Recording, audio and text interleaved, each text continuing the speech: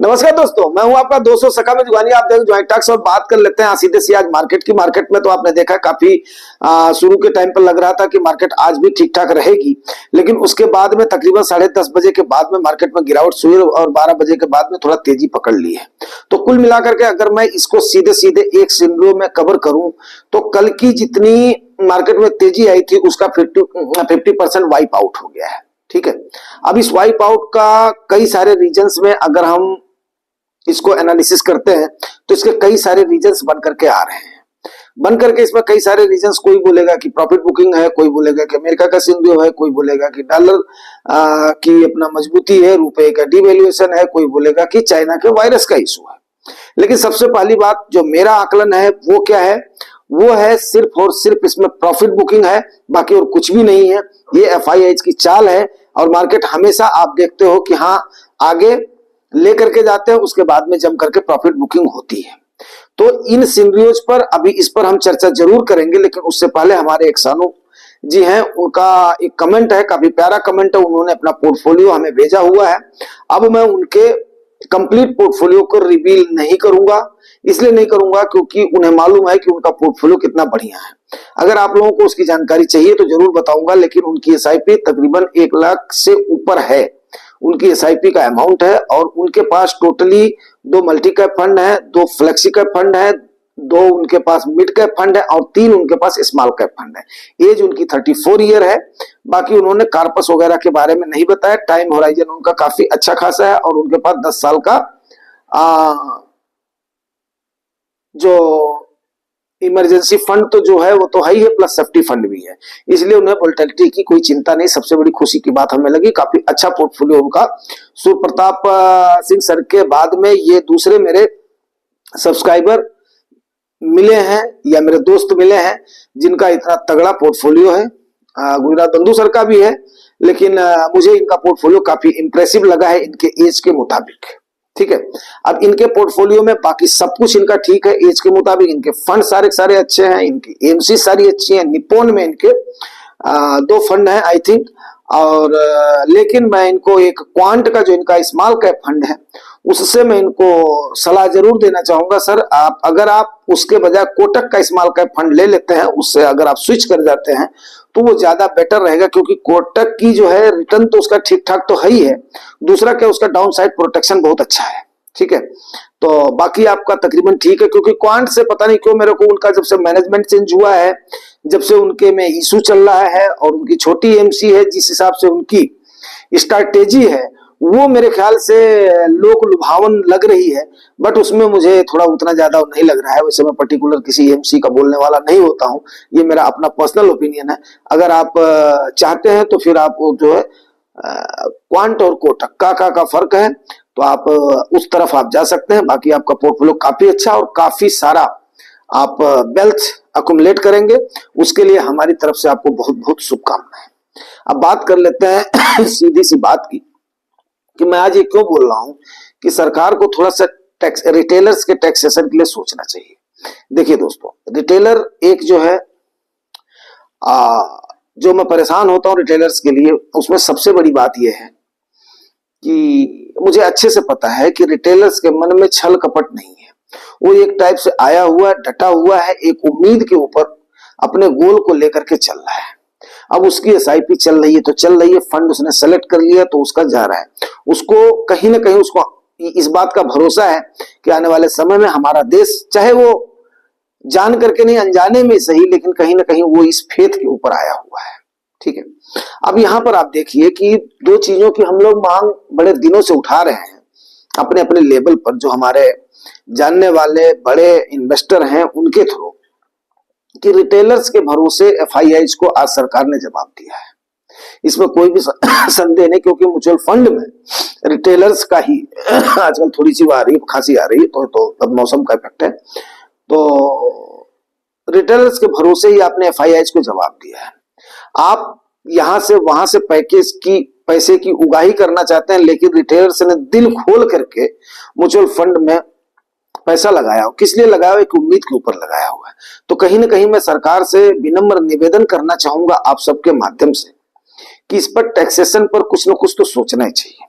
अब मैं पिछली सरकार का इस साल का कंपैरिजन नहीं करना चाहूंगा, क्योंकि देखो, पक्ष और विपक्ष डेमोक्रेसी में बहुत जरूरी है। मैं इस बात से शुरू करना चाहूंगा ताकि बहुत सारे लोग हमारी मंशा पर सवाल ना उठाएं कि डेमोक्रेसी में सरकार कोई अस्थाई नहीं होती है। आज आपकी सरकार है, कल दूसरे की सरकार होगी, परसों तीसरे की सरकार होगी। इसी को ही डेमोक्रेसी कहा जाता है। शायद मेरे ख्याल से आप लोग इस बात से एग्री करेंगे। लेकिन जो विपक्ष का रोल होता है, वो रोल होता है गाड़ी के ब्रेक के जैसे होता है। सपोज करो जैसे एक झरना गिर रहा है, बात को थोड़ा ध्यान से सुनिएगा। झरने का पानी वहां से गिर रहा है, तो विपक्ष का काम होता है उस पानी की स्पीड को कम करना, ताकि सॉइल कम कटे और वो पानी यूटिलाइज हो सके सही तरीके से। तो विपक्ष को कभी भी दुश्मन के जैसे नहीं लेना चाहिए।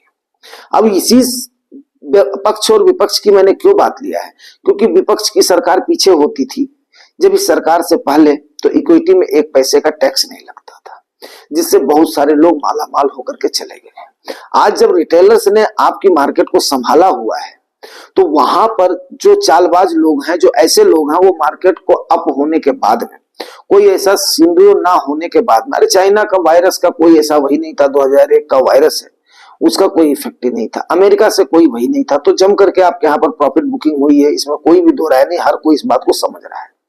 अब रही बात की जो रिटेलर उसमें जमा हुआ है, अब वो रिटेलर आपका इस समय पर जब आप पैसा पैसा कर रहे हो कि हम कहां से लाए, उगाही करें, कर्जा लें, ये ले वो ले, वहां पर रिटेलर्स ने बहुत सारी अपनी इच्छाओं का दमन करके, मार करके, उसके बाद में उसने अपना निवेश करा हुआ है, एक उम्मीद के ऊपर निवेश करा हुआ है। अब उससे आप प्रॉफिट भी कमा रहे हो, उससे आप वोलेटिलिटी भी दे रहे हो, उसके पैसे से लोगों को लाभ भी कमा दे रहे हो। जब आपकी कंपनियां, तो उसका पैसे से जितना ग्रोथ हुआ है वो तो क्या हो रहा है, रीप करके उसके बाद में लेने वाले ले जा रहे हैं।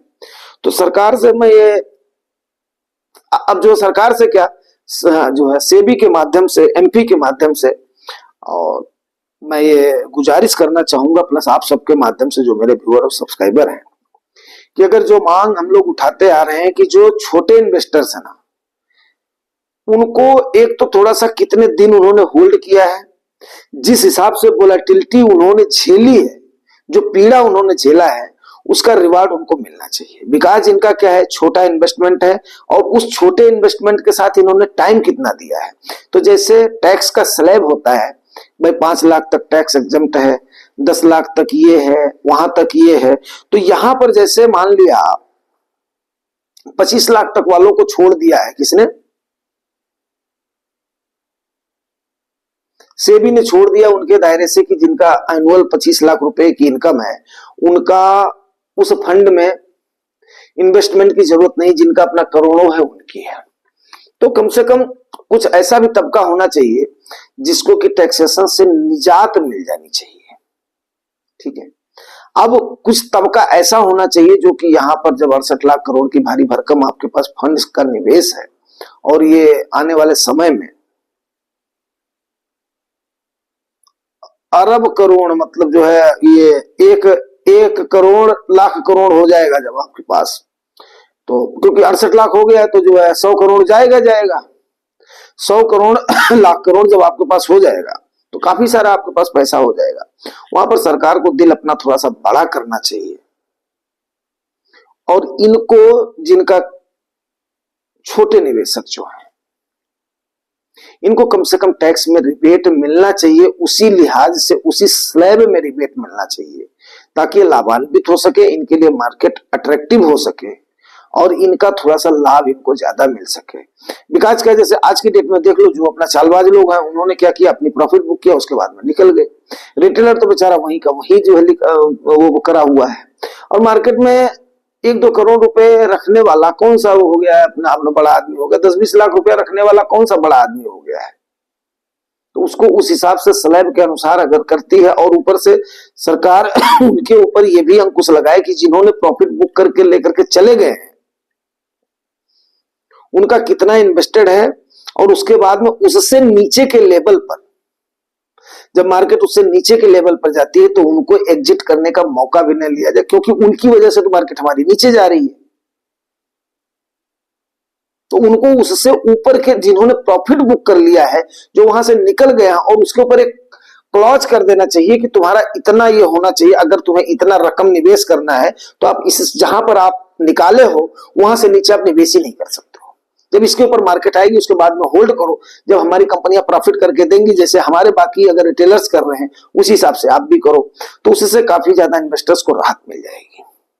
हो सकता है बहुत लोगों के समझ में यह बात ना आए, हो सकता है बहुत लोग मेरी इसको अदरवाइज लें, बट ये बात जब आप लोगों को समझ में आएगी तब उसके बाद में ये बात समझ में आएगी कि हाँ मैं क्या बोलना चाह रहा हूं। वैसे ये मेरा मात्र एक निवेदन है, एक सलाह है, अगर इस पर एग्री कर सकते तो कई सारे रिटेलर्स को बहुत ज्यादा फायदा होगा और ज्यादा मार्केट अट्रैक्टिव बनेगी और इसका एक बहुत ही पॉजिटिव मैसेज जाएगा।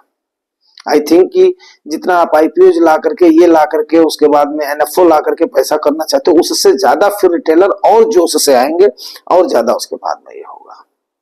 अगर नहीं समझ में आया है तो पूछिएगा जरूर, फिर उसके बाद में इसको थोड़ा और क्लियरिफाई करना चाहूंगा। वैसे ये हो सकता है कि मैं उसको शब्दों में ना पिरो पाया हूं, लेकिन बहुत ही सोच विचार करके फिर मैंने बोला नहीं यार, इसको व्यू को अपने तक ही ना रखा जाए। जो विचार आता है, विचार रखने का तो ये मंच है, तो अपने विचार को जरूर रखा जाए।